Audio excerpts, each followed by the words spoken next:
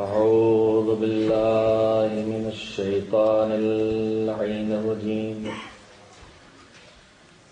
بسم الله الرحمن الرحيم. الحمد لله رب العالمين والعاقبة للمتقين والجنة للموحدين والنار للملحدين، والصلاة والسلام على سيد الأنبياء والمرسلين سيدنا ونبينا وشفيعنا أبي القاسم محمد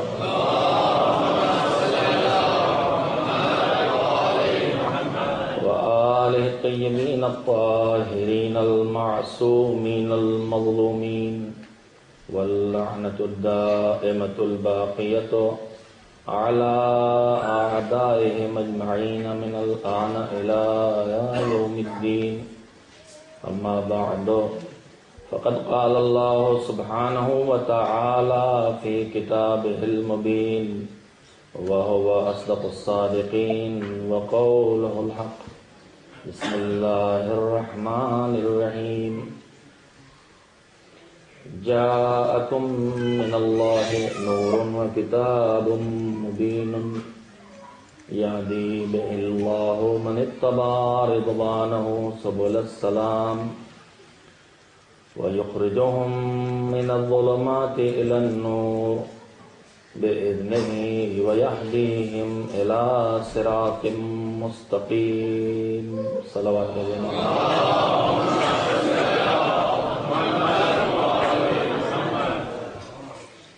سورہ مبارک مائدہ کی آیت کریمہ 16ویں آیت ہے، جس کے میں نے آپ حضرات کے سامنے روزانہ تلاوت کی، اور اسلام اور امن کے عنوان سے اپنی کمزور فکر کے سہارے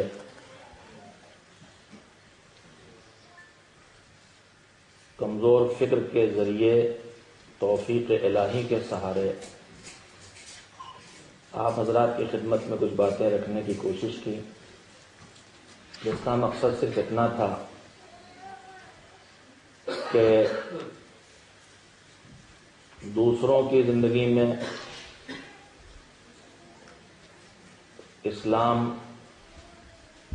ساری کائنات، ساری انسانیت کے لیے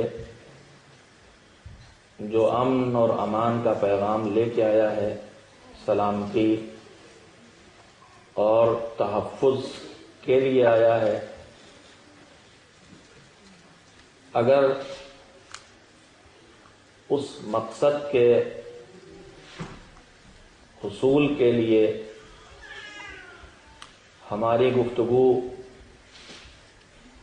کچھ نہ کر سکے تو کم سے کم جو مومنین اس فرش عزا پر بیٹھے ہیں وہ ان 10 شبوں میں ان تذکروں کے سننے کے بعد ان کے ساتھ رہنے والوں، اٹھنے بیٹھنے والوں، ملنے جلنے والوں کو یہ محسوس ہو سکے کہ ان 10 شبوں میں کسی ایسی جگہ گئے ہیں جہاں سے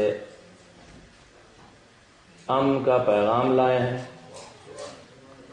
جہاں انہیں کچھ ایسی یادیں ان کے دلوں میں تازہ کی گئی ہیں جنہوں نے انہیں کچھ بے چینیوں سے دور کیا ہے، کچھ بے چین کرنے والی زندگی کی اندر تبدیلیاں پیدا کی ہیں،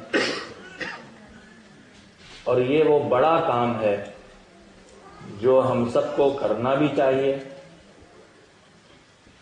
اور یہ کام زبان سے نہیں عمل سے ہوتا ہے۔ ہماری اور آپ کی سب کی ڈیوٹی ہے، میں 10 دنوں آپ کے درمیان آ کے کچھ گفتگو کرتا رہا ہوں،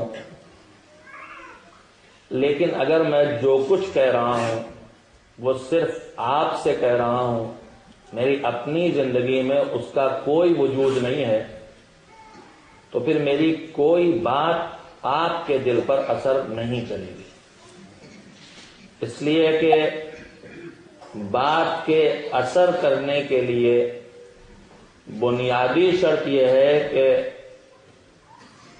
पहली शर्त यह है कि जब दिल से निकलेगी तो दिल में उतरेगी, और दूसरी बात यह है कि जो कह रहे हैं अगर खुद नहीं करते हैं तो दूसरे के अंदर कहां से पावर पैदा कर सकेंगे।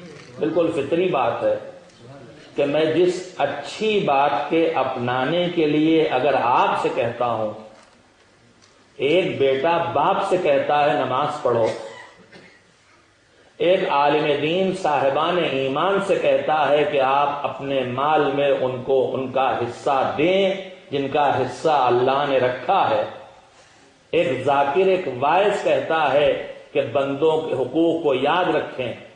लेकिन अगर बाप खुद नमाज नहीं पढ़ता, अगर मेरा जैसा कोई अदना इल्म रखने वाला या जिक्र मोहम्मद व आले मोहम्मद अलैहिस्सलाम करने वाला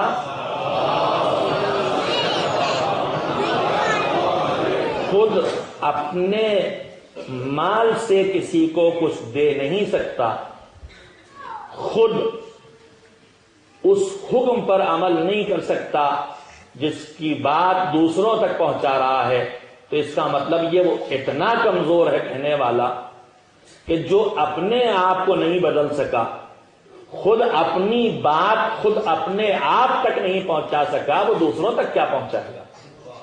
नमाज पढ़ो कहने का मतलब यह है कि मैं एक मैसेज देना चाहता हूं, तो पहले खुद बाप नमाजी बन के ये साबित करे कि मैंने अपनी बात अपने आप तक पहुंचा ली है। तो जब अपने आप तक पहुंचा लेंगे तब दूसरे तक पहुंचाने के काबिल होंगे। मगर अइम्मा ताहरीन अलैहिस्सलाम ने हम सब की ये जिम्मेदारी रखी है कि उनके तज़किरों के साथ साथ उनके पैगाम को दूसरों तक भी पहुंचाते रहें। दूसरों तक पहुंचाने का मतलब ही यह है कि पहले खुद अपनाएं तब दूसरों तक ले जाएं। ये तो उस पैगाम की खूबी होती है कभी कभी कि कहने वाला खुद उस पर अमल नहीं करता, मगर जो पैगाम मुंतकिल कर रहा है वो इतना बाअसर होता है उसकी वजह से जिसका पैगाम है, इस मुंतकिल करने वाले की वजह से नहीं। हदीस इसलिए नहीं कि मेरी जबान से निकली तो आप पे असर करे, इसलिए कि जिस जबान से निकली थी उस जबान से निकली ही नहीं है जब तक कि वो काम वहां हो नहीं गया।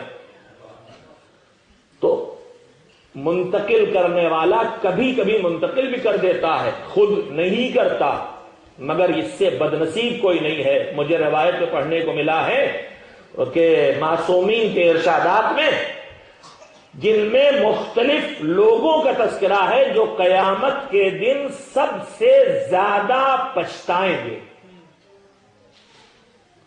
कयामत के दिन सबसे ज्यादा पछताने वाले लोग, तो उन कयामत में सबसे ज्यादा पछताने वाले लोगों में एक का तस्करा आपसे हमसे दोनों से मुताल्लिक है और एक का तस्करा सिर्फ हमारे जैसों से मुताल्लिक है जो दूसरों को आके अच्छी बातें बताते हैं।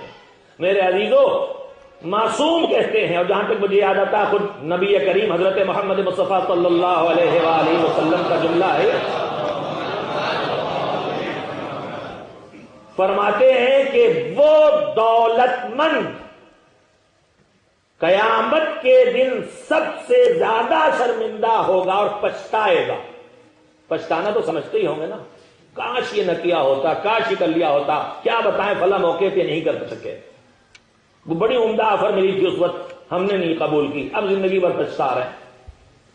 तो ये जो पछताना है, दुनिया में तो पछता के आदमी जिस गलती पे पछताता है उसका कोई इलाज भी कर लेता, लेकिन आखिरत के पछताने के बाद इलाज कुछ नहीं है, पछतावा ही पछतावा है। का वो दौलतमंद पछताएगा। दौलतमंद से मुराद करोड़पति अरबपति नहीं है, दौलतमंद जिसके पास दौलत है, पैसा है, चाहे वो 2 हो, चाहे 200 हो, चाहे 2000 हो, चाहे 2 लाख हो, इसके पास भी है उसके पास भी है। का वो साहिब माल, वो साहिब सरवत, वो साहिब दौलत पछताएगा। तवज्जो लीजिए कि जिसके माल में अल्लाह ने हक रखा, गरीब का, फकीर का, रिश्तेदार का, माँ बाप का, बीवी का, भाई बहनों का, जिसका जिसका जितना जैसा हक रखा है अल्लाह ने, وہ صاحب دولت، وہ صاحب مال جس کی دولت میں، جس کے مال میں اللہ نے حق رکھا ہے اور وہ اس حق کو اس خرچ نہیں کرتا، کنجوسی کی وجہ سے، لالچ کی وجہ سے، اللہ پہ بھروسے کی کمی کی وجہ سے، جس وجہ سے بھی نہیں کرتا، ورنہ مالک نے اتنا پکے لہجے میں جو وعدہ کیا ہے اس کے بعد بھروسہ نہ کرنے کی کوئی وجہ نہیں۔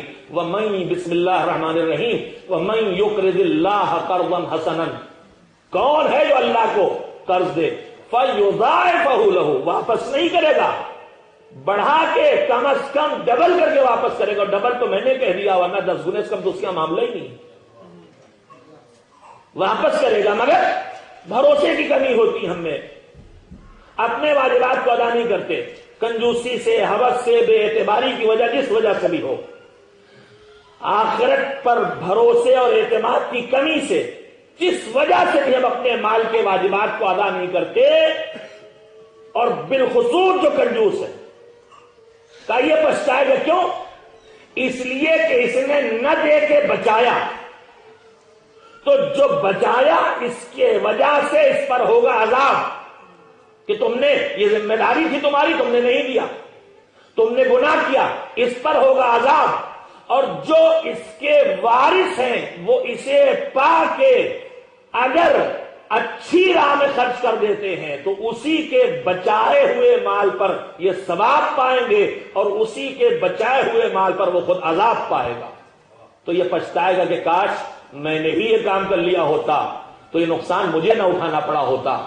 تو پچھتانے والوں کا ایک سلسلہ ہے قرآن کریم کے سہارے معصومین نے جسے بیان کیا، اس میں ایک سلسلہ وہ بھی ہے جس کے میں نے یہ چھوٹے سا جملہ آپ کے سامنے کہہ دیا کہ وہ واعظ، وہ سمجھانے والا، وہ موعظہ کرنے والا، وہ اچھی بات بتانے والا، جس کے موعظے، جس کے واعظ اور جس کی اچھی بات بتانے سے سننے والے اسے سن کے جنت چلے جائیں، اور وہ کہنے والا خود اس اچھے کام کو نہ کرے، نتیجے میں جہنم جائے، ایسا واعظ پچھتائے گا کہ میں نے کاش خود تو کر لیا ہوتا جو دوسروں سے کہہ رہا ہوں۔ تو مذہب ہم سے صرف زبان سے کہنے کو نہیں کہتا ہے، عمل سے تبلیغ کو کہتا ہے۔ اس مجلس عزا کے فیوز و برکات میں، جہاں اس میں ہم کو آنے کا، بیٹھنے کا، لوگوں سے ملنے کا بچپن سے طریقہ اور تہذیب مل جاتی ہے جو کہیں اور نہیں ملتی۔ آج بحث ہوتی ہے کہ بچے ہمارے انگریزی نہیں سمجھتے، بچے ہمارے اردو نہیں سمجھتے، مولانا لوگ اتنی ہارڈ اردو بولتے ہیں کہ ہماری سمجھ میں نہیں آتی، آپ اتنی آسان انگریزی بولتے ہیں ہمیں سمجھ نہیں آتی۔ کیا کرے بچوں کو لے جا کے؟ میں آپ سے کہنا چاہتا ہوں، پہلی گزارش کہ جو بہانہ زبان کا ہے کہ یہ اردو نہیں سمجھتے، ایک تو اس کے ذمہ دار آپ ہیں۔ یہ اردو کیوں نہیں سمجھتے؟ کیا آپ کو نہیں آتی بولنا، یا آپ کی بیوی کو نہیں آتی، یا دونوں کو نہیں آتی؟ یہ کیوں نہیں سمجھتے؟ تو اپنی غلطی دوسرے کے سر منڈ رہے ہیں۔ دوسری بات میں آپ سے کہنا چاہتا ہوں، بچپن میں نہ سمجھ پانے کی اصلی وجہ زبان نہیں ہے، بچپن میں نہ سمجھ پانے کی اصلی وجہ بچپن ہے۔ ابھی میری بات شاید کلیئر نہیں ہوئی۔ یہ بچے آپ کہتے ہیں میری سمجھ میں نہیں آتا ہے، اس لیے کہتے ہیں کہ یہ بچے ہیں، مگر میں آپ سے ایک بات کہتا ہوں، اس دین کی قسم جو بچے کے پیدا ہوتے ہی کہتا ہے اس کے داہنے کان میں کہو اذان، اس کے بائیں کان میں کہو اذان، اقامت، پروردگارہ، یہ نہ عربی سمجھے، نہ اردو، نہ فارسی، نہ گجراتی، نہ بنگالی، نہ انگریزی، کچھ تو نہیں سمجھتا۔ کیا تم سمجھ رہے ہو یا نہیں سمجھتا؟ مگر اس کے کانوں میں پڑی ہوئی یہ حق کے بعد کسی نہ کسی دن اس کے کام آئے گی۔ تو میرے عزیزوں یاد کرو، بچپن میں جب ہمارے تمہارے باپ، چچا، بھائی، ماں انگلی پکڑ کے مجلس میں لاتے تھے تو ہم کتنا سمجھتے تھے خیبر کیا ہے، خندق کیا ہے، مگر یہ سب سنتے رہے، سب جاتا رہا میموری میں، جیسے ہی شعور بیدار ہوا سب نکل کے واپس آ جاتا ہے۔ ایسا نہیں ہے کہ زبان مانے، یہ بچپن رکاوٹ بن رہا ہے، مگر اس وقت رکاوٹ ہے، اس بچپن کو جوانی سے بدلنے دو، دیکھو بچپن کا سنا ہوا سب واپس آتا ہے کہ واپس نہیں آتا۔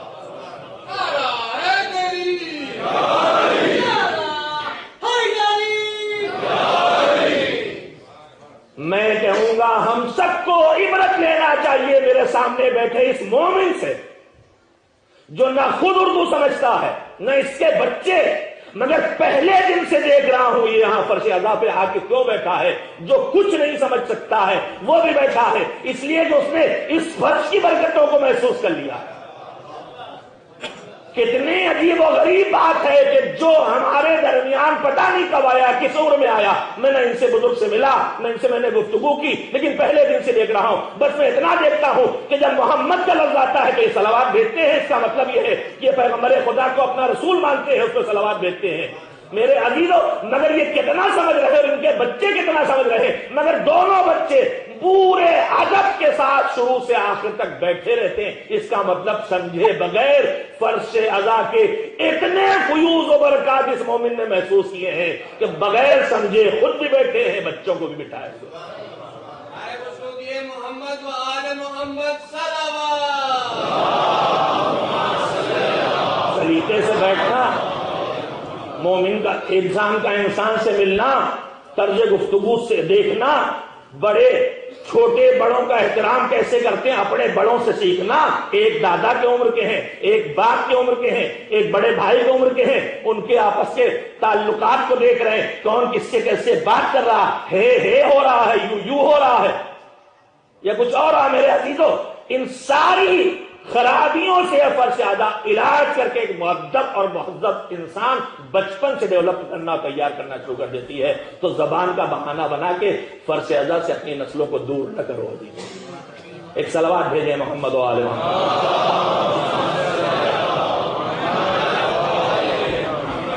میں اس فرش ادا کی اہمیت کے سلسلے میں چونکہ مجھے موضوع دیا گیا تھا، اس میں موضوع یہ بھی تھا، میں کیا کروں کہ جو موضوع اصل موضوع دیا گیا تھا اس کے ایک پہلو پہ آپ سے گفتگو کر سکا۔ یہ دین، یہ اسلام، یہ کوئی 10 راتوں میں بیان کر دینے کی چیز نہیں ہے، اس کے لیے وقت درکار ہے۔ یہ تو فرش ادا کی برکت ہے کہ یہاں سے تھوڑے سے وقت میں بہت کچھ مل جاتا ہے، انسان بہت کچھ مل جاتا ہے۔ اتنے کم وقت میں اتنا زیادہ پرمغز لیکچر میں نہیں سمجھتا کسی دانشگاہ میں، کسی یونیورسٹی میں ہوتا۔ اس چھوٹے سے وقت میں اخلاق بھی آ جائے، عقیدہ بھی آ جائے، تاریخ بھی آ جائے، سیرت بھی آ جائے، احکام دین بھی آ جائے، اقتصادیات میں گفتگو ہو جائے، سیاست کے تذکرہ بھی ہو جائے۔ 1 گھنٹہ ایک سبجیکٹ کے چھوٹے سے حصے کو پڑھانے کو لگتا ہے۔ یہ اس کریم پروردگار کا کرم ہے کہ اس چھوٹی سی مدت میں سب کچھ صلاحیت دے کے سمجھانے والوں کو بھی اتنی گنجائش دے دیتا ہے، سمجھنے والوں کے لیے بھی اتنی وسعت پیدا کر دیتا ہے۔ یہ فرش ادا کا فیض ہے، یہ اس کا فیض ہے، اس کو چھوڑ کے نہیں ہوگا۔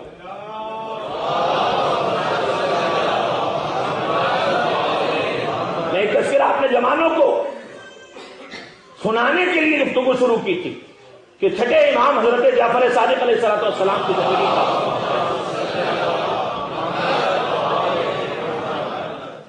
ایک شخص، ان کا نام تھا ابو حماد سمندی۔ ابو حماد سمندی بزنس مین تھے، تاجر تھے، اور ہماری آج کی زبان میں ان کا کاروبار تھا ایکسپورٹ امپورٹ کا۔ رہنے والے عرب کے، بظاہر جس سے آج ہم سعودی عربیہ کہتے ہیں وہیں کے رہنے والے، اس لیے کہ وہ امام سے ملے ہیں اور امام مدینے میں رہتے ہیں، یا عراق کے ہوں یا سعودی عرب کے ہوں، جو آج کے ٹکڑے، ورنہ سے ٹکڑے تھوڑی تھے، یہ تو پوری ایک مملکت تھی۔ بہرحال وہ بزنس کرتے تھے اور ایسے ملکوں میں جاتے تھے اپنا مال لے کے بیچنے اور وہاں کا مال خرید کے لانے جہاں بالکل اسلام نہیں تھا۔ ہو سکتا چین رہا، ہو سکتا کوئی اور ملک رہا، مجھے نہیں معلوم، مجھے یاد نہیں ہے کہ روایت میں اس ملک کا نام لکھا ہو۔ یہ لکھا ہے کہ ایسے ملکوں میں جاتے تھے جہاں بالکل مسلمان نہیں تھے اور انہیں وہاں جا کے رکنا پڑتا تھا، رہنا پڑتا تھا۔ تو لوگوں نے ان سے کہا کہ ابو حماد تم ان ملکوں میں جاتے ہو اور اتنے دن رہتے ہو، اور اگر وہاں تمہیں موت آ گئی اور وہیں دفن کر دیے گئے تو جب کل محشور ہو گئے تو اس زمین سے جو اٹھائے جائیں گے سب کفار ہی ہوں گے، تو انہی کے کفار کے درمیان تم بھی محشور کیے جاؤ گے، تم بھی کافروں کے درمیان اٹھائے جاؤ گے، تو کیا حرج ہوگا؟ کافر جو اٹھائے جائیں گے ان کے ساتھ جو برتا ہوگا وہی والا گریڈ تمہیں ملے گا، ویسے اٹھائے جاؤ گے ویسے حساب کے لیے۔ بھائی آپ نے تذکروں میں انہی مجالس کو سنا ہے کہ قبر سے نکالے جانے کے حالات بھی الگ الگ ہیں۔ ابھی آغا شمالی نے چند دنوں پہلے کہا تھا کہ روح نکلنے، موت اور دم نکلنے کے حالات الگ الگ ہیں۔ ایک کافر کی صورتحال، ایک مومن کی صورتحال، ایک مومن عارف، مومن متقی باللہ کی صورتحال ہے، اولیاء خدا کی صورتحال ہے. سب کے حالات الگ الگ ہیں. کہیں روح ایسے نکلتی ہے کہ جیسے حالت یہ ہو جاتی جیسے زندہ جسم کینچی سے آہستہ آہستہ کاٹا جائے، الیاذ باللہ. کہیں ایسا ہوتا ہے جیسے میلے لباس کو آدمی اتار کے صاف ستھرے کپڑے پہن لے. کہیں یہ کیفیت ہوتی ہے جیسے پھول کی خوشبو سونگنے والے کیفیت ہوتی ہے. تو حالات الگ الگ ہوتے ہیں. میدان حساب میں آنا، قبر سے نکلنا، تمام مرحلے ہیں جن کے حالات انسان کی فکر، انسان کے عقیدے، انسان کا ایمان، انسان کے اعمال، ان کے اوپر ان کا انحصار ہے کہ کس کی کیسی صورتحال ہوگی. سب کی اپنی اپنی صورتحال. تو کہا تم کفار کے درمیان ہو گئے تو سب کافر جس طرح نکالے جائیں تم بھی اسی طرح نکالے جاؤ گے، اسی طرح مشہور ہوگے، اسی طرح اٹھائے جاؤ گے. تو اب یہ حماد سمجھی پریشان ہوئے، امام کی خدمت میں آئے. آ کر ان کا مولا میں اپنے کاروبار سلسلے میں ایسے غیر ملکوں میں جاتا ہوں، وہاں جاتا ہوں تو مجھے ایسی صورتحال کا سامنا کرنا پڑتا ہے اور مجھے کافی عرصے رکھنا پڑتا ہے. لوگ کہتے ہیں وہاں موت آ گئی تو انہی کے ساتھ میرا حشر ہوگا، انہی کے ساتھ میں محشور ہوں گا. امام نے جواب دینے کے بجائے ان سے ایک سوال کیا. سوال اس لیے نہیں کرتے امام کے وہ نہیں جانتے. کبھی کبھی آدمی عام طور پر پوچھنے والا پوچھتا ہے اس لیے کہ نہیں جانتا، لیکن ہمیشہ لا علمی سوال کا، کوشچن کا پوچھنے کا سبب نہیں ہوتی. ایک جملے میں میرے بچے اور میرے جوان اس بات کو محسوس کر لیں کہ کوشچن اور سوال کبھی کبھی نہ جاننے کی وجہ سے کرنے والا کرتا ہے، اور کبھی جس سے سوال کرتا ہے اس کی لا علمی دور کرنے کے لیے سوال کرتا ہے. ایک جوان اپنے بوڑھے باپ سے بدتمیزی کر رہا ہے. ہم نے کہا کون ہے تمہارے؟ ہمیں پتا ہے ان کا بیٹا، لیکن اس کا برتاؤ بتا رہا ہے کہ اپنے باپ کو باپ نہیں سمجھ رہا اس وقت. تو جس مسئلے کی طرف اس کی توجہ نہیں ہے، جس سے وہ بے خبر ہے، ادھر متوجہ کرنے کے لیے میں اس سے سوال کر رہا ہوں، حالانکہ مجھے پتا ہے اس کا بیٹا ہے. تو امام نے کہا وہ سوال کیا. ائمہ کے سوالات اسی طرح کے ہوتے ہیں. کبھی پوچھنے جس سے پوچھتے ہیں وہ جاہل اور بے خبر ہوتا، اسے بتانے کے لیے اس سے پوچھتے ہیں. کبھی وہ باخبر ہوتا ہے لیکن اس کی توجہ اس مسئلے کی طرف نہیں ہوتی، تو امام اس سے پوچھتے ہیں تاکہ وہ اس مسئلے کی طرف متوجہ ہو جائے. تو امام نے پوچھا یہ بتاؤ کہ تم جن ملکوں میں جاتے ہو، امام نے فوراً فیصلہ نہیں دیا کہ تم ان کے ساتھ محشور ہوگے کہ محشور نہیں ہوگے، اس لیے کہ امام اللہ کے مفتی تو تھے نہیں کہ کھڑے کھڑے سنا، اور اس سے پہلے کہ کوئی صاحب علم سوچ کے جواب دے، ہم نے اپنے علم لدنی سے فوراً جواب دے دیا. مشکل سے وہ وقت آتا ہے کہ جب کسی عالم سے کوئی سوال کیا جائے اور اس کے جواب دینے سے پہلے کوئی مومن اس کی مشکل کو آسان نہ کر دے. خیر، تو امام نے اس سے سوال کیا کہ یہ بتاؤ کہ تم جن ملکوں میں جاتے ہو بزنس کے سلسلے میں اور وہاں جا کے تمہیں رکنا پڑتا ہے، تم وہاں ہمارا تذکرہ کرتے ہو کہ نہیں، اور ہماری یاد کے ساتھ لوگوں کو ہماری طرف بلاتے ہو کہ نہیں؟ تو اس نے کہا مولا آپ جانتے کہ ہم جہاں رہ رہے ہیں یہاں آپ کے دشمنوں کا قبضہ ہے. یا تو بنی امیہ کے اختتامی دور ہے، بنی عباس کا آغاز ہے، اور کوئی بھی ذکر محمد والے محمد نہیں چاہتا کہ ہو. ممبروں سے علی کو برا بھلا کہنا وہاں ڈیوٹی ہے، تذکرہ کرنے والے کی گردن اڑا دی جاتی ہے.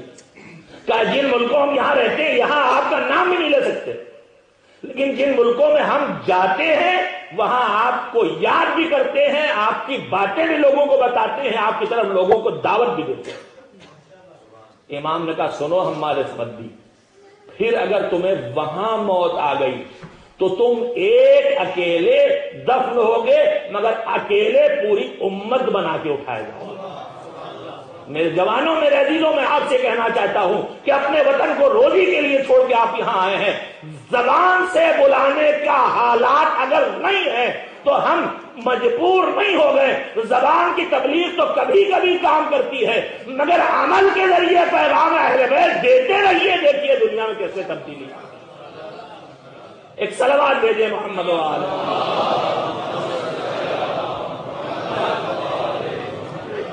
یہ ضروری نہیں کہ آدمی بیٹھ کے توحید پہ بحث کرے، یہ ضروری نہیں کہ امامت کو ثابت کرے. ہمارے دین نے ہمارے کاموں کو جتنا آسان بنایا ہے ہم ان آسانیوں کو درک نہیں کرتے، سمجھ نہیں پاتے، پکڑ نہیں پاتے، اس کا احساس نہیں کر پاتے. کار خیر کرنے کا حکم دیا گیا. حضور سرور کائنات حضرت محمد مصطفیٰ صلی اللہ علیہ وآلہ وسلم نے فرمایا، میں اپنے لفظوں میں اس کا مفہوم بیان کر رہا ہوں کہ تمہارے پاس چاہے جتنی دولت ہو، تم ہر ایک کے ساتھ اپنی دولت سے حسن سلوک نہیں کر سکتے. ٹھیک ایک آدمی ملینر ہے اور مخیر بھی ہے, کھلا ہوا ہاتھ اللہ نے اس کے دیا ہے, لیکن کہاں تک جائے گا؟ کہیں تو رکنا پڑے گا نا, کہیں تو رکنا پڑے گا. مگر ایک ایسی دولت کی طرف پیغمبر نے اشارہ کیا. دیکھیں دین کام کو آسان کتنا بناتا ہے. کہ ٹھیک ہے تم دوسروں کے ساتھ حسن سلوک لباس دے کے ہمیشہ نہیں کر سکتے, کھانا کھلا کے ہمیشہ نہیں کر سکتے, پیسے دے کے ہمیشہ نہیں کر سکتے, تم اس کے لیے کوئی کام کر کے اس کے ساتھ اچھا برتاؤ نہیں کر سکتے. پیغمبر نے فرمایا مگر لبوں پر ایک تبسم سے تمہارا کیا چلا جائے گا, لبوں پر ایک مسکراہٹ سے تمہارا کیا چلا جائے گا. کم سے کم دوسروں کے ساتھ اتنا تو کرو. اب مجھے یہاں پہ ایک ڈر لگا اور میں اس ڈر کو دور کر ہی لوں کہ کہیں کل سے یہ ہائے جو ہوتا ہے جس کے ساتھ تبسم ہوتا ہے, یہ لبوں کا تبسم بھی حدیں رکھتا ہے. تبلیغ آپ ذرا اپنی ہی صنف میں کیجئے گا, دوسری صنف میں جا کے تبلیغ کا خیال نہ پیدا ہو جائے. ہم نے آج کل یہی دیکھا ہے کہ زیادہ تر ہمارے جوان مومنہ بنانے کے لیے زیادہ فکر مند رہتے ہیں. نہیں, آپ مومن بناتے رہیے, ہماری بہنیں مومنہ بناتی رہیں. ایک صلوات بھیجیے محمد علیہ.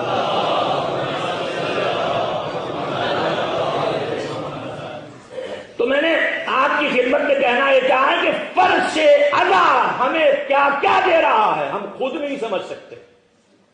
یہاں آ کے بیٹھ کے کچھ نہیں تو مصیبت کے تذکرے کو سن کے ابھی مجھ سے,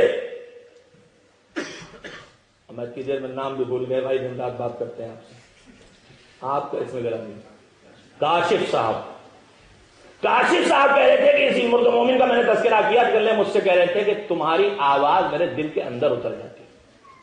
میرے عزیزوں سوچو, جب لفظوں کو سمجھے بغیر خالی خلوص سے دل سے نکالی ہوئی ایک آواز ایک نہ سمجھنے والے کے دل کو نرم کر دیتی ہے, تو پھر جب ہم ذکر حسین, ذکر مصیبت حسین سنتے ہیں تو کتنا غبار ہے جو دل کا دھل جاتا ہے, کتنی سیاہیاں ہیں دل کی گناہوں کی جو صاف ہو جاتی ہیں, کتنی سختیاں ہیں جو نرمی سے بدل جاتی ہیں.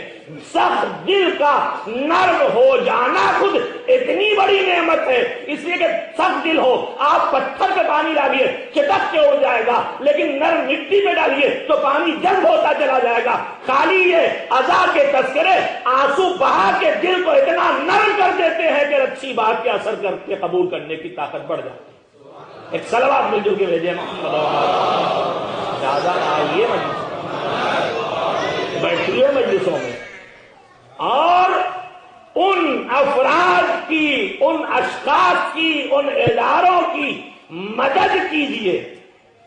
آپ جیسے چاہتے ہیں ویسے نہیں ہو رہا ہے, مگر کچھ تو ہو رہا ہے.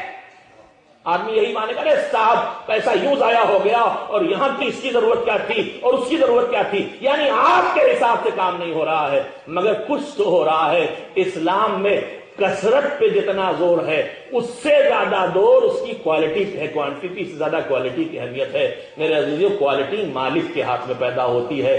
کون سی لفظ میں کون سا اثر کہاں پیدا کر دے, کون سے کلمے میں کس دل کو پگھلا دے, کون سے لمحے میں کس آدمی کو ایمان کی منزل پر لے آئے, یہ ہم آپ نہیں جانتے ہیں. لہذا ان تذکروں کو رکنے نہ دیجیے, ان مرکزوں کی حمایت کرتے رہیے.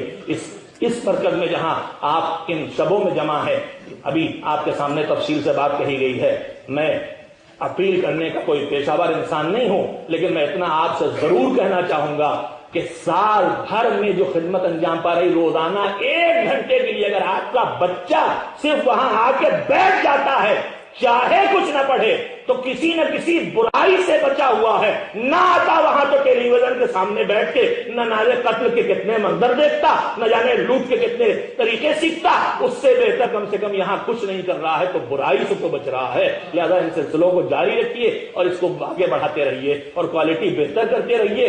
صرف پیسہ دینے سے سب کام نہیں ہوتے ہیں, بلکہ پیسے دینے کے ساتھ ساتھ اپنا وقت بھی نکالیے. جو اپنا وقت نکال رہے ہیں اگر وہ نہیں کر پا رہے ہیں جو آپ کرنا چاہتے ہیں تو آپ اپنا وقت دیجیے, وہ بھی کیجیے. جو وہ کر رہے ہیں وہ بھی کیجیے جو وہ نہیں کر پا رہے ہیں. ایک صلوات مل جل کے بھیج دیں محمد میں نے آپ حضرات کی خدمت میں امن اور اسلام کے عنوان سے جو گفتگو کی تھی, حقیقت یہ ہے کہ میں اس کے صرف ایک پہلو پہ تھوڑی سی باتیں آپ کی خدمت میں رکھ سکا ہوں کہ امن کا سیدھا رشتہ ایمان سے, امن کا سیدھا رشتہ ایمان سے. امن اور ایمان کا رشتہ وہی ہے جو مٹی کا اور اینٹ کے بنے مکان کا رشتہ ہے. مٹی ہی سے تو مکان بنا ہے, لکڑی اکثر یہاں تو لکڑی زیادہ لیکن بہرحال اینٹیں بھی لگی ہیں کہیں نہ کہیں, کم سے کم بنیاد بھی تو لگی ہے نا. تو یہ ایک ایسا رشتہ ہے کہ وہ اصل ہے, یہ اس کا نتیجہ. ایمان کا نتیجہ امن ہے, اسلام کا نتیجہ سلامتی ہے. اتنا پکا رشتہ ہے کہ امن اور ایمان لکھیے تو دونوں ایک ہی خاندان سے لفظ لکھیں گے, اسلام اور سلامتی لکھیے تو دونوں ایک ہی خاندان سے نکلیں گے. اس دین کا سلامتی سے کتنا رشتہ ہو جہاں ملاقات ہوتے ہی گفتگو ہی سلامتی سے ہوتی ہے. السلام علیکم کا مطلب کیا ہے؟ ملنے والا اجنبی ہو تو ملتے ہی یہ خیال پیدا ہوتا پتہ نہیں کیسا ہے, پتہ نہیں کون ہے, پتہ نہیں کس مزاج کا ہے, غسیل ہے, جھگڑالو ہے, محبتی ہے, مغرور ہے, کیا ہے. اسلام نے کہا جتنے وہم تمہارے خیال میں پیدا ہو رہے ہیں سب کو دھو دیتا ہوں. سلام علیکم, میں تم سے مل رہا ہوں, میری طرف سے سلامتی تمہارے لیے ہوگی. ادھر سے بھی جواب دلواتا ہے علیکم السلام, میری طرف سے بھی سلامتی ہے. تو جہاں دین شروع ہوتا ہے سلامتی سے, اس دین میں جہاں زندگی کا اختتام جنت کے ہونے والا ہے اس کا نام آپ کو پتا ہے دار السلام. جہاں دروازے پہ آئیں گے تو فرشتے کھڑے ہو کر کہیں گے السلام علیکم. جہاں آپس میں ملیں گے تو کیا کہتا ہے تحیتہم فیہ سلام. وہاں ایک دوسرے کو جو خوشخبری دیں ملاقات کریں گے تو کہیں گے سلام. تو جہاں قدم قدم پہ سلام, جس کا مالک رب خالق وہ خود اس کے ناموں میں ایک لفظ ہی ہے سلام, سلامتی. تو جو خود سلامتی ہی سلامتی ہے اس دین میں سلامتی کیسے نہ ہوگی. میں نے اس کے سارے رخ آپ کے سامنے نہیں رکھے, وقت ختم ہو گیا, لہذا میں کہنا چاہتا ہوں جو الجھن ہمارے دماغوں میں پیدا ہو سکتی ہے, ہوتی ہے, ہونا چاہیے کہ آخر اگر اسلام اور ایمان میں سلامتی ہی سلامتی ہے تو جہاں اسلام و ایمان ہے وہاں سلامتی, وہاں امن, وہاں چین, وہاں سکون کیوں نہیں دکھائی دیتا. دوسروں سے لائی ہوئی بے امنی ہی نہیں صرف بھائی دوسرے آ کے کریں کچھ ہمیں بے چین کریں, ماریں, کاٹیں تو سمجھ میں آتا ہے ان کے پاس تو اسلام نہیں, ان کے پاس تو ایمان نہیں. مگر ہمارے اندر بھی تو کہاں سلامتی ہے. مومن کا مومن سے سلامت ہے کیا؟ مسلمان کے ہاتھوں سے محفوظ ہے؟ آج زمین پر مسلمانوں کا جو خون بہ رہا اس میں بڑا حصہ تو مسلمانوں کے ہاتھوں ہی بہ رہا. تو سوال یہ پیدا ہوتا ہے کہ اسلام سلامتی ہے, ایمان امن ہے, تو یہ سلامتی اور یہ امن جو وعدہ اللہ کا ہے کہاں چلا گیا؟ یہدی بہ اللہ من اتبع رضوانہ سبل السلام. اللہ سلامتی کے راستوں کا دکھا دے گا, راستے دکھا دے گا جس کے ذریعے چلے. تو یہ الہی وعدہ پورا کیوں نہیں ہو رہا میرے عزیزوں؟ اللہ نے ہم سے بہت سے وعدے کیے. ابھی آپ گفتگو سن رہے تھے ڈاکٹر شمالی کی, اور انہوں نے دعا کے بارے میں آپ کو آیت سنائی, ادعونی استجب لکم, مانگو دوں گا.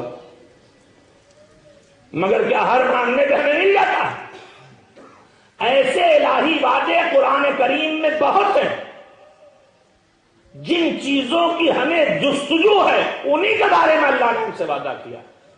پوری زندگی بے چین ہے جن چیزوں کے لیے, ان سب کا اللہ نے وعدہ کیا ہے اور اس کے پانے کا طریقہ بتایا. میں نمونتاً آپ کے سامنے رکھتا ہوں. رسول اکرم حضرت محمد مصطفیٰ صلی اللہ علیہ وسلم فرمایا کہ اللہ نے اپنے اوپر کچھ چیزیں فرض کر لی ہیں. یہ جو ہم اور آپ نیکی کے بدلے میں کیا پاتے ہیں؟ ثواب, جزا. یہ جزا جو ہم اللہ سے لے رہے ہیں یہ ہمارا حق ہے کیا؟ کیا یہ اللہ کا فرض ہے کہ وہ ہمیں جزا دے؟ یہ جو اللہ سے جزا پاتے ہیں ہم, یہ جو اللہ سے ثواب پاتے ہم، یہ بھی ہمارا فرض حق نہیں ہے، اللہ پر فرض نہیں ہے. میں اس کو واضح کروں گا، اور جو ہے وہ لفظ بھی چھپا کے رکھا میں نے، فرض سے ملتا ہی جلتا لفظ ہے. جزا اور ثواب اور جنت جس کا اللہ نے وعدہ کیا ہے، یہ اللہ کے اوپر ہمارے طرف سے فرض نہیں ہے، ہمارا حق نہیں ہے. بچے بھی سمجھ جائیں میری بات کو، اور مثال ہی کے ذریعے سیکھ لیں کوئی اچھی بات. یہاں جو خوش نصیب اور بیٹے بیٹھے ہیں، ان میں کچھ وہ خوش نصیب ہوں گے جنہوں نے اپنے ماں باپ کی اس طرح خدمت کی ہے کہ ان بوڑھے ماں باپ کے ہاتھ پیر بھی دبائے. یہ ہر ایک کو موقع نصیب نہیں ہوتا. تھکا ہوا باپ آیا، بچپن سے سکھایا گیا، کہا بیٹے پیروں میں بہت درد ہے، ذرا آؤ پیر دبا دو. اس نے پیر دبانا شروع کیا، پیر دبا کے کھڑا ہوا تو اس نے کہا کہ 1 گھنٹہ میں نے آپ کے پیر دبائے ہیں، 5 پاؤنڈ لائیے. 1 گھنٹہ آپ کے پیر دبائے ہیں تو 5 پاؤنڈ دیجیے اس کے. آپ ہنسے نا، کیوں ہنسے؟ اس سے کہ بےہودہ مطالبہ لگا اس کا. یہ 5 پاؤنڈ مانگنے اس کا نالاک کا بڑے نالاک بیٹے ہو، باپ کے پیر دبائے ہیں اور ان سے پیسے مانگ رہے ہو. تو آپ نے اسے نالاک کہہ دیا. اس کے بجائے آپ نے کسی سے کہا کہ ذرا مجھے ایک مسئلہ دریافت کرنا ہے، یہ عربی میں فتویٰ پوچھ دیجئے. میں جان بوجھ کے ایسی مثالیں دیتا ہوں کہ جو مثال دماغ میں رہے تو کبھی حقیقت سے بدل جائے. یہ ذرا میری زندگی کا مسئلہ ہے، اس کا استفتاء کر دیجئے، فتویٰ پوچھ دیجئے عالم وقت سے، مرجع تکلیف سے. اب جس کے پاس آپ گئے لکھ دیجئے، اس نے آپ کو لکھ کے دیا. پرانے زمانے میں جب لوگ لکھنا نہیں جانتے تھے تو ایک آدمی ہوتا تھا جس کا کام ہی ہوتا تھا آئے ہوئے خطوں کو پڑھ کے سنانا اور جواب لکھ کے دینا. اس کے پیسے اس کو ملتے تھے.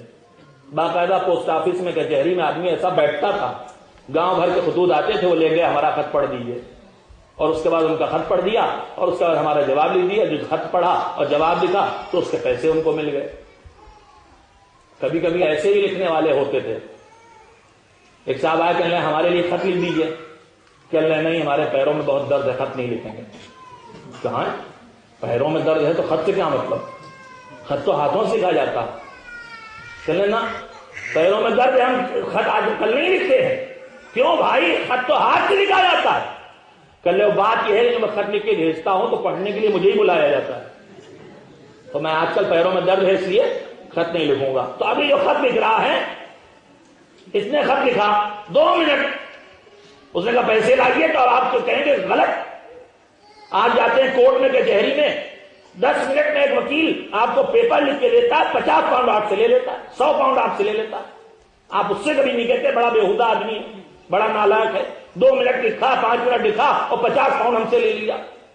آپ اس سے کیوں نہیں کہتے؟ کہ بھائی اس نے اپنے ہاتھ کی طاقت استعمال کی، اپنی عقل استعمال کی، اپنا علم استعمال کیا. نہ اس کا علم میرا،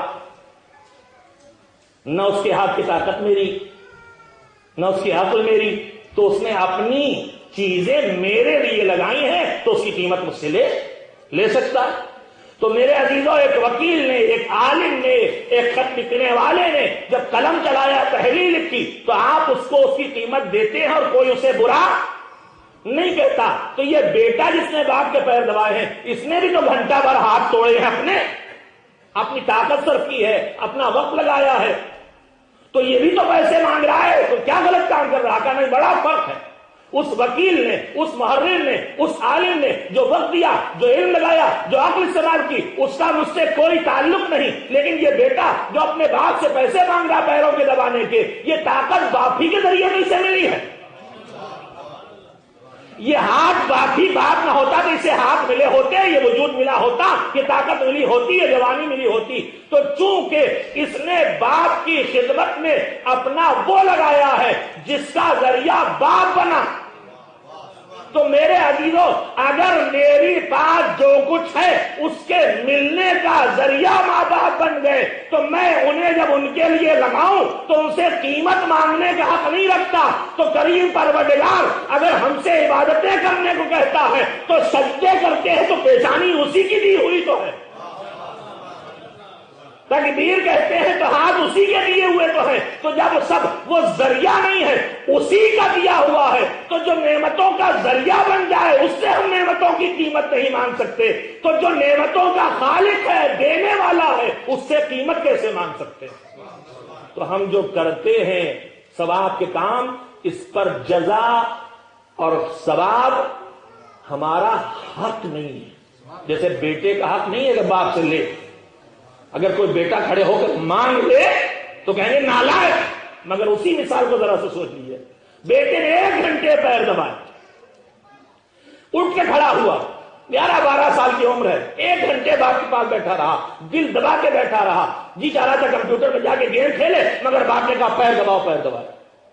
اب جو یہ 10-11-12 سال کا بچہ میرے پیر دبا کے جانے لگا, میں نے کہا بیٹا رکو. اگر وہ کہتا $5 دیجیے تو دنیا اسے برا کہتی.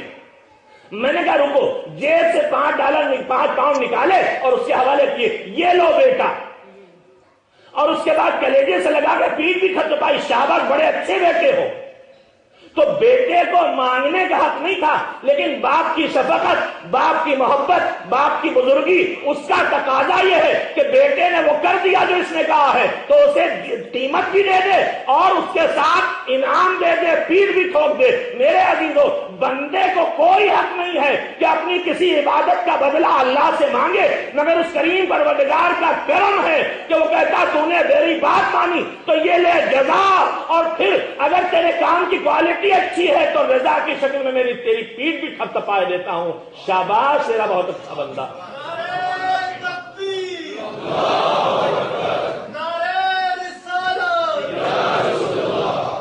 تو اللہ سے ہمیں جو کچھ مل رہا ہے یہ اس پر فرض نہیں ہے, یہ اس کا فضل ہے. اب یاد رکھیے گا, اس پر فرض نہیں ہے, یہ اس کا فضل ہے. اور اس نے نہ جانے کتنی جگہیں ہیں جو اس پر فرض نہیں تھا اس کو اس نے اپنے لیے فرض بنا لیا. کتبا ربکم علی نفسہ الرحمہ, اللہ نے اپنی ڈیوٹی بنا لی ہے کہ تمہارے لیے رحمت کرے. اس پہ فرض نہیں ہے, اس کا فضل ہے. اور اسی لیے معصومین نے سلیقہ سکھایا دعا کا, کہ ہمیشہ دعا کرو. ایک چیز ہے عدل, ایک چیز ہے فضل. عدل ہے جس کو تس, جیسا ویسا, جتنا کام اتنی اجرت, نہ اس سے کم نہ اس سے زیادہ.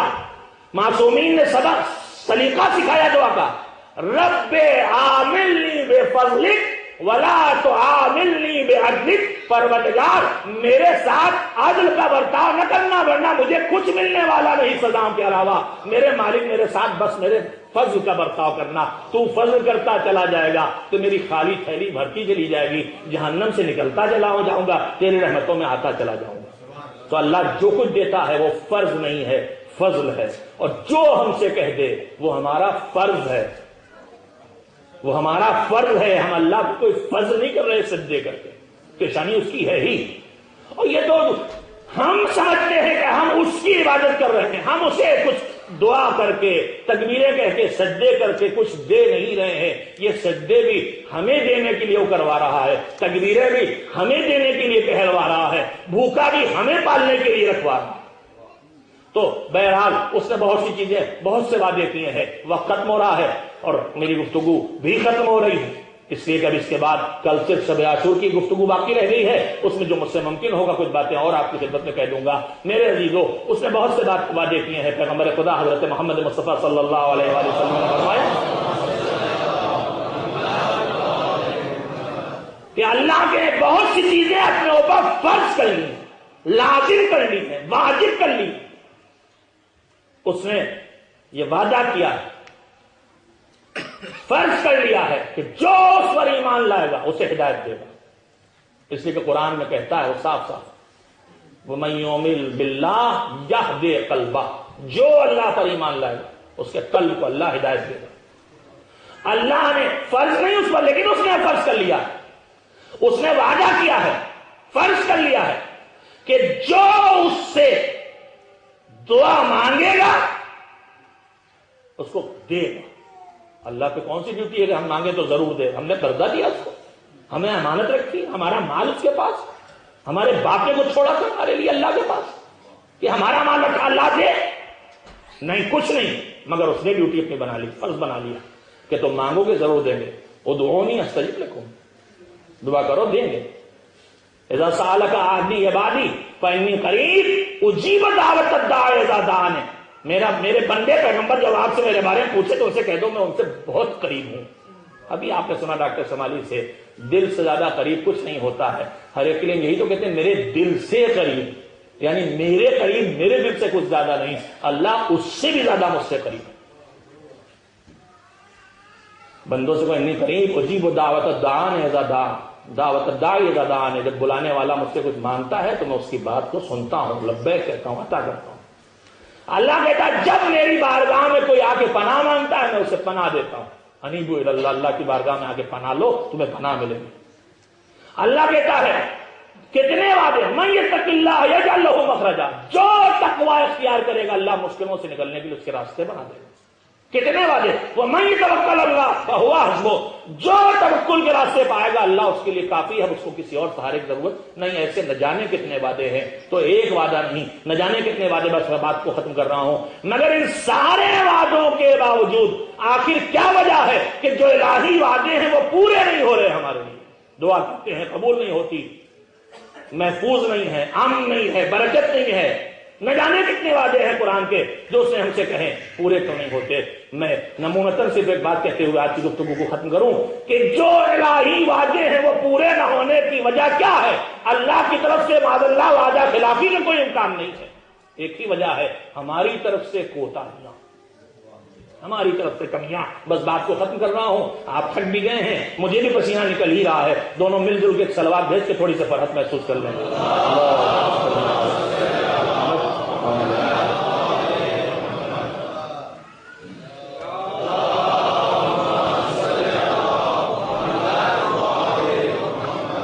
مولا کائنات امیر المومنین حضرت علی بن ابی طالب علیہ السلام کی خدمت میں ایک شخص نے آ کے کہا کہ مولا اللہ کا اتنی جگہوں پر قرآن میں وعدہ، اتنی جگہوں پر قرآن میں وعدہ ہے کہ تم دعا کرو ہم دیں گے، تم مانگو ہم دیں گے، تم سوال کرو ہم جواب دیں گے، اس کے باوجود ہماری دعا قبول کیوں نہیں ہوتی؟ ایک مسئلے کا تجزیہ سن لیں اور اسی سے ساری چیزوں کو سمجھا جا سکتا ہے۔ مولا نے کہا سنو، تم نے 8 جگہ خیانت کر رکھی،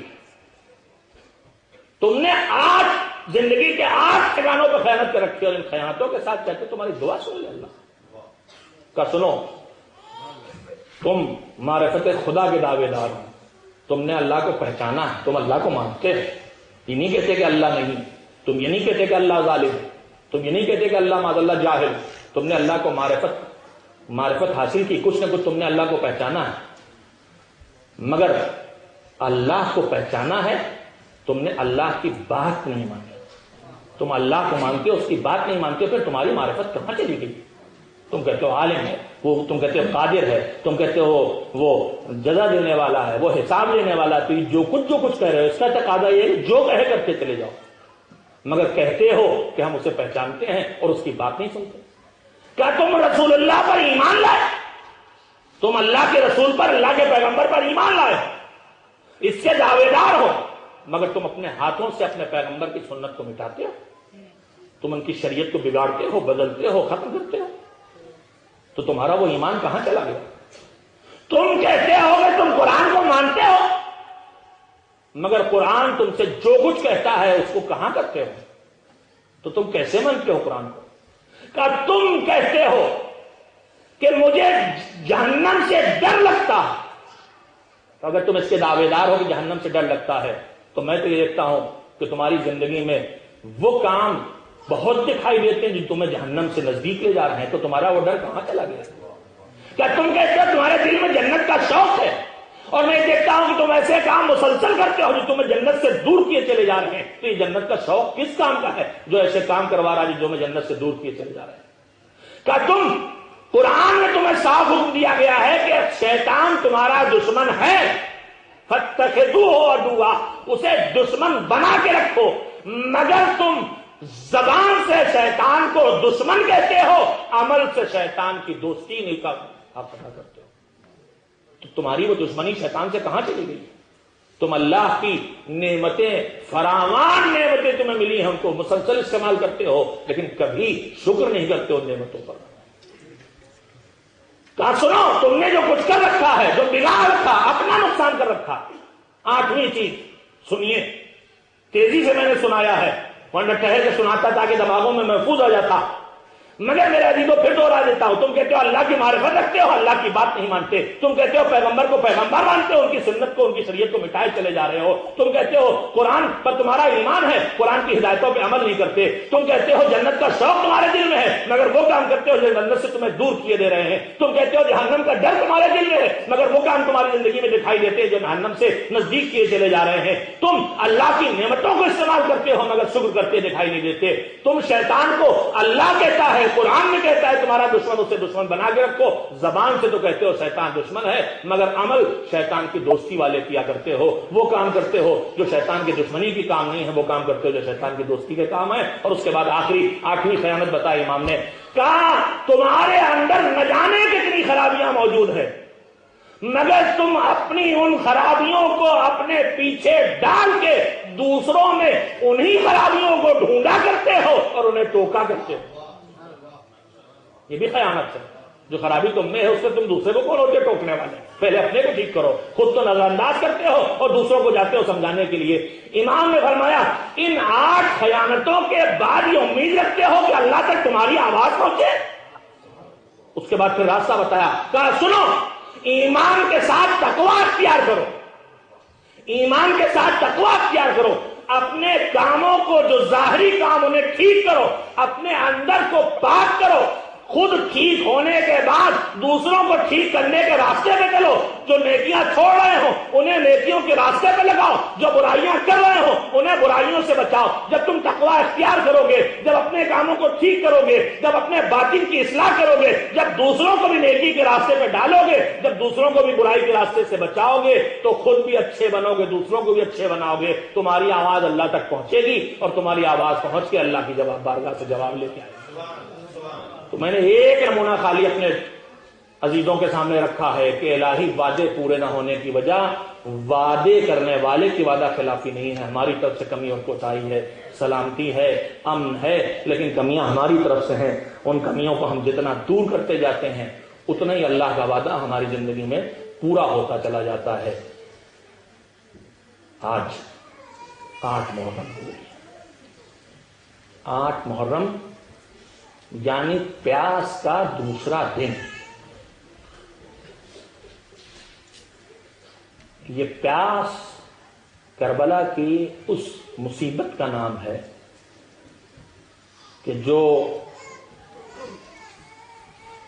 اتنی بڑی مصیبت تھی کہ حسین نے بھی اسے بار بار مصیبت کے طور پہ اس کا تذکرہ کیا ہے۔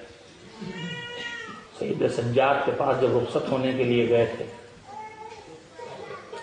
تو سید سجاد سے کیا کہا تھا، میرے لال جب مدینے واپس جانا تو ہمارے چاہنے والوں سے ہمارا سلام کہہ دینا۔ کسی نے اس پیغام کو شعر کی صورت میں نقل کیا ہے کہ امام نے فرمایا شیعتی ما ان شربتم عقبہ ما ان فاذکرونی او سمعتم بے غریب او شہید فندبونی۔ کاش میرے شیعو سنو، جب تم ٹھنڈا پانی پینا تو ہمیں یاد کر لینا۔ اور پھر اگلا جملہ فرمایا لیتکم فی یوم عاشورا جمیعا تنظرون، کاش تم سب عاشور کے دن ہوتے اور مجھے دیکھتے۔ کیف استسقی لطفلی فابوا ان یرحمونی، میں اپنے بچے کے لیے ظالموں سے پانی مانگ رہا تھا اور انہوں نے کوئی رحم نہیں کیا۔ یہ پیاس حسین کے کلیجے میں خود اتنی پیاس تھی کہ عاشور کی رخصت کے وقت حسین نے کہا تھا بیٹا شدت عطش کے تیرے باپ کا جگر ٹکڑے ہو، بیٹا وہ حالت یہ ہے کہ زمین سے آسمان تک ایک سیاہ ستون ہے جو حسین کی نگاہوں میں ہے، اس سے آگے کچھ دکھائی نہیں دیتا۔ اور اس پیاس نے حسین کے دل کو کہاں کہاں تڑپایا ہے۔ حسین تو پیاسے تھے ہی، مگر اس پیاس کی تڑپ حسین تک بار بار آ رہی تھی۔ سوچو کسی کا جوان بیٹا اپنے بوڑھے باپ سے آ کے کہے بابا بہت پیاس ہوئی، اور وہ بیٹا جو زخمی ہے، وہ بیٹا جس کا خون بہ رہا ہو، اور باپ پانی نہ دے سکے۔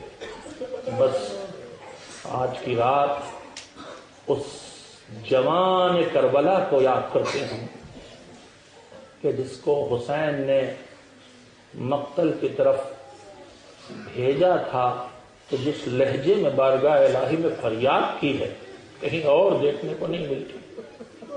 ابھی آپ نے سنا ہے تذکروں میں کہ علی اکبر کو رخصت کر کے حسین نے آسمان کی طرف چہرہ اٹھا کے آواز کی پروردگارا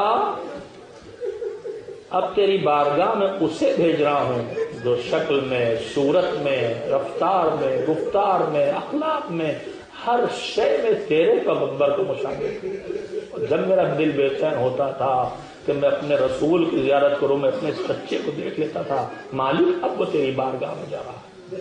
حضرت علی اکبر حسین کے دل کی کیسی دھارس تھے، ایسا راہ کربلا میں حسین راہ طے کرتے کرتے مظلومیت کے رخ دیکھیے، گھوڑے پہ حسین چل رہے ہیں، پہلو میں جوان بیٹا چل رہا ہے۔ ایک مرتبہ باپ کی آواز بیٹے کے کانوں میں آئی، انا للہ و انا الیہ راجعون۔ کیا ہوا بابا؟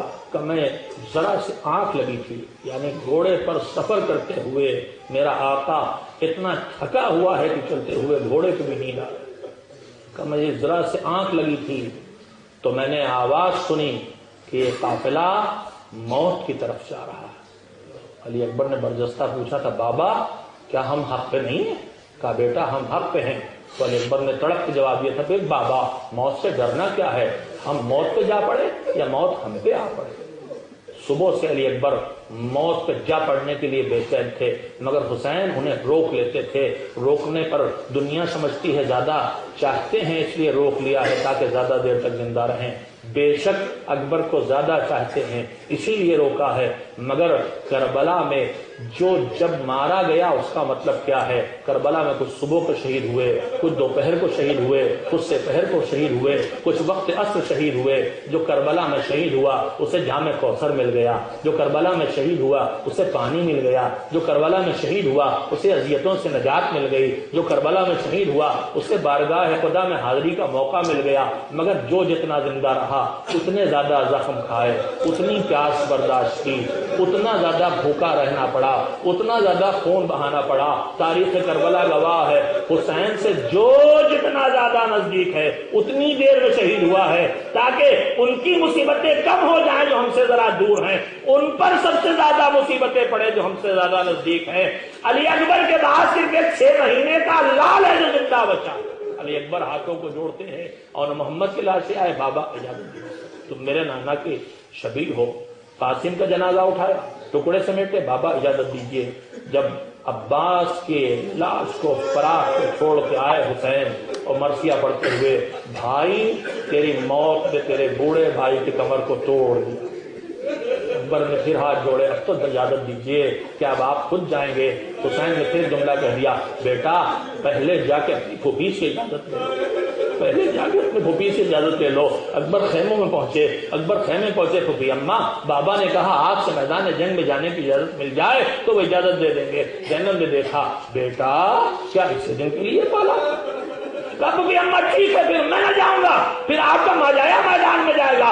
زینب کبریٰ نے کلیجے پہ صبر کا پتھر رکھا، کہا بیٹا اگر تجھے دے کے میرے بھیا کو بچا سکی تو میں اس قربانی کے لیے میں تیار ہوں۔ اکبر کو اجازت ملی، خیموں میں آگے بڑھے، در خیمہ تک پہنچے۔ بارہا آپ نے تذکرہ سنا ہے، دیکھنے والے کہتے ہیں کہ اکبر خیمے سے نکلنا چاہتے تھے، پردہ اٹھتا تھا پھر پردہ گر جاتا تھا، اکبر رک جاتے تھے، پردہ اٹھتا تھا پردہ گر جاتا تھا۔ اور دوسرا فقرہ تاریخ میں لکھا ہے، اکبر خیمے سے ایسے نکلے جیسے بھرے گھر سے جنازہ نکلتا ہے۔ ارے ارے آپ اس منظر کو سوچیں، اکبر نکلنے لگے، کبھی ام لیلا نے کہا میرے لال ایک بار اور کلیجے سے لگ جا، ماں کو رخصت کر کے پردہ اٹھایا، پھوپھی نے آواز دی میرے نور نظر ایک بار اور کلیجے سے لگ جا، پھر چلے، ایک مرتبہ ننھی ننھی بہن قدموں سے لپٹ گئی، بھیا ایک بار اور اٹھا کے کلیجے سے لگا لو بھیا، اجازت لی، ایک ایک سے رخصت ہوئے، حسین تک پہنچے، بابا اجازت مل گئی، حسین نے اپنے ہاتھوں سے بازو پکڑ کے گھوڑے پہ سوار کیا، کہا جا میرے لال، خدا حافظ۔ بڑی مشکل سے اجازت ملی ہے، بے چین ہے اکبر، بڑا خون بہایا ان ظالموں نے، سب کا انتقام لینا، ارے میرے چھوٹے بھائی کے لاشے کو پامال کر دیا، ارے میرے چچا عباس کے بالو کاٹ لیے، تیزی سے گھوڑے کو دوڑاتے ہوئے اکبر جو چلے تو ایک مرتبہ قدموں کے ایسی آہٹ آئی کہ جیسے کوئی چل پڑا ہو اور پھر چلتے چلتے گر پڑا ہو، اکبر نے جو مڑ کے دیکھا تو بوڑھا باپ زمین سے خاک جھاڑتا ہوا اٹھ رہا ہے، بابا آپ نے یہ زحمت کیوں فرمائی؟ کہا بیٹا میں تم سے کیا بتاؤں، بس اتنا کرو جب تک میں دکھائی دوں مڑ مڑ کے اپنا چہرہ دکھاتے رہنا، میں بہت نہ پڑوں گا۔ میرے عزیزو، علی کا لال میدان کربلا میں آیا، حسین کا خون رگوں میں ہے، علی کا خون جوش مار رہا ہے، عباس کے بازو ہیں، عباس کی تربیت ہے، دشمن پہ حملہ کیا، کہاں بھاگتے ہو ظالمو، تم نے میرے چچا عباس کے بازو تنہائی میں دھوکے سے کاٹ لیے، کہاں جاتے ہو ظالمو، تم نے میرے بھیا قاسم کو پامال کر دیا، کہاں جاتے ہو، میری پھوپھی کے لاڈلوں کو مار ڈالا، جدھر اکبر جاتے ہیں سر اڑ اڑ کے گرتے ہیں، دشمن بھاگتے جاتے ہیں، عمر سعد نے دیکھا یہ علی کا لال ہے، یہ عباس کا شاگرد ہے، یہ حسین کا لخت جگر ہے، یہ ایسے قابو میں نہ آئے گا، لیجیے مرتبہ ظالموں نے منصوبہ تیار کر لیا، ایک ظالم ایک دھاڑی کے پیچھے نیزہ لے کے چھپا، ادھر سے لشکر نے حملہ کیا، اکبر جوانی کے جوش میں پوری طاقت سے گھوڑے کو دوڑاتے ہوئے چلے، ادھر سے اکبر کا گھوڑا دوڑتا ہوا چلا، ادھر سے ظالم کا نیزہ پوری طاقت سے چلا، نیزے نے سینے کی پسلیوں میں جگہ بنائی، کلیجے میں اتر گیا، ظالم نے جو گھبرا کے نیزہ کھینچا تو نیزے کی علی اکبر کے کلیجے میں پھنس کے ٹوٹ گئی، ظالم کا ہاتھ میں نیزہ واپس آیا، علی کلیجے میں رہ گئی، اکبر کے بدن میں اتنی طاقت نہیں، گھوڑے کے گلے میں باہیں ڈالی، مجھے خیمے تک پہنچا دے، میرے بابا کو آنے کی زحمت نہ کرنا پڑے، زمین پر نہ پہنچ سکے، گھوڑا بڑھا، ظالموں نے تلواروں سے ٹکڑے ٹکڑے کرنا شروع کر دیا، زمین پہ آئے، بابا آخری سلام، بابا آخری سلام، حسین کے کانوں میں آواز پہنچی، کمر پکڑے ہوئے بوڑھا باپ چلا، یا علی یا علی یا علی، ارے کبھی نجف کے علی کو پکارتے، بابا بازو پکڑ کے پہنچا دو، کچھ دکھائی نہیں دیتا، کبھی کربلا کے علی کو پکارتے میرے لال، آواز دیتے رہو، کچھ سجائی نہیں دیتا، حسین اکبر کے پاس پہنچے، کیا منظر دیکھے، ارے اڑیاں رگڑنے کے نشان دیکھے، اور قریب آئے خون میں ڈوبا ہوا کرتا دیکھا، اور نزدیک آئے کلیجے میں زخم دیکھا، بیٹھے تو زخم جگر میں نیزے کی ہنی دیکھی،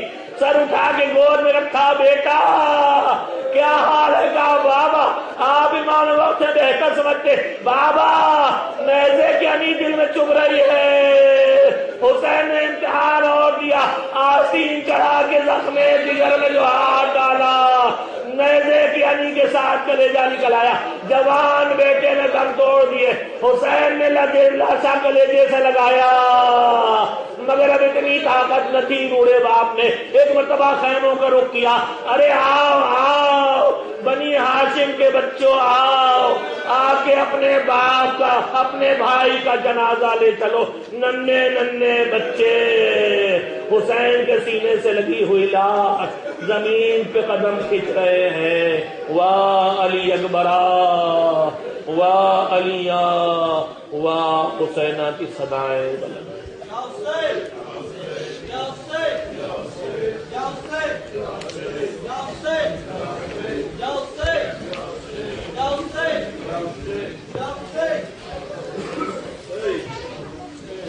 Jai